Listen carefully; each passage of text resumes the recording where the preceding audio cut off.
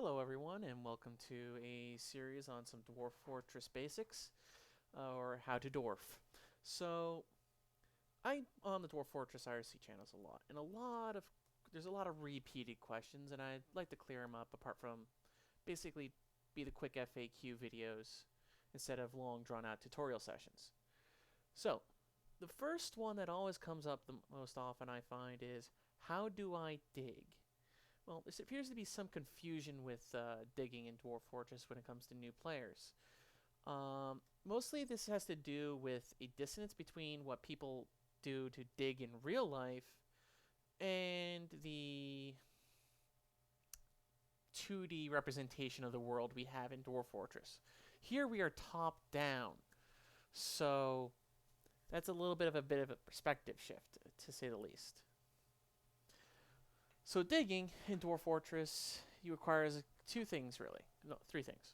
It requires dwarfs that have been designated as miners, pickaxes, doesn't matter what material, all rock and ore is equally hard in DF and all can be breached by simple copper, except for Slade.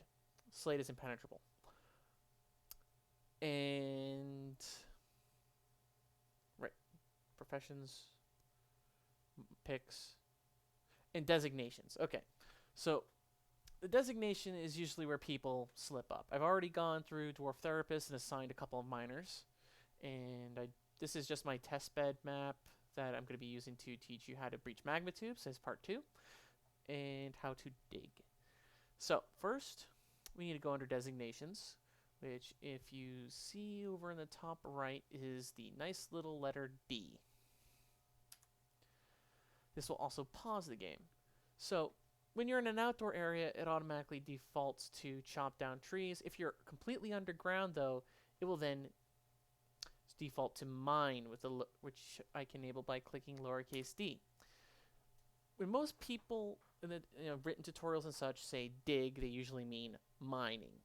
Mining is how you carve up the world you made in Dwarf Fortress on the horizontal axis.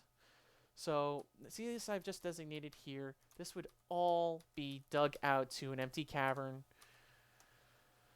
provided the dwarves have access to it, which they do next to those triangles, which are ramps. The other, what most people think of when they think dig is to make a hole straight down into the earth, into the floor, so to speak. That would be your channeling options under H key. You can basically do this anywhere you want. Can't do it through the water over here, though, but that's kind of obvious.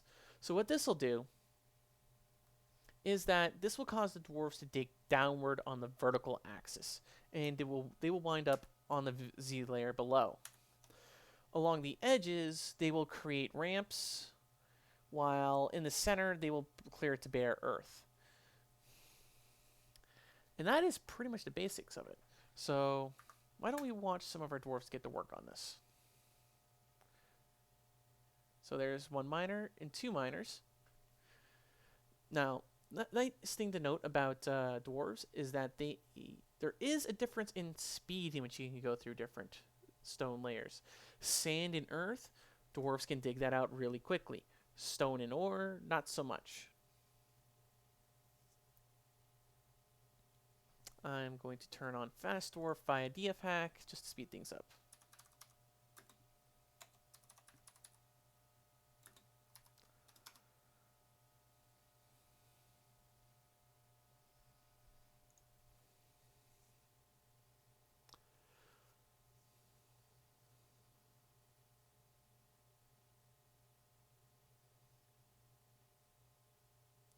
In a few seconds here, we'll have a nice sheltered overhang, which you can probably use to set up your first stockpiles and things like that. It's very easy, though, in the beginning to over-design your fortress so that all you're doing is digging and ignoring the basic food production and ale construction that is needed. So you always want to start small with your fort with the idea of being able to expand out from it later. Also, I hate having the overlays there. There we go. Now we got more room. Use the tab key to get rid of those extra mini-maps. So now they're starting on the channeling, and as they widen the channel, the ramps go away. So upward triangles are upward facing ramps. They will take you to a Z layer above, and the down arrows are downward facing ramps, and they take you to the Z level below. Usually an up arrow will correspond with a down arrow. So that's a basic idea of how to dig.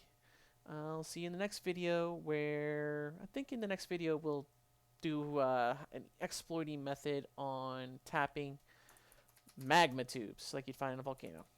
Alright, strike the earth, gentlemen.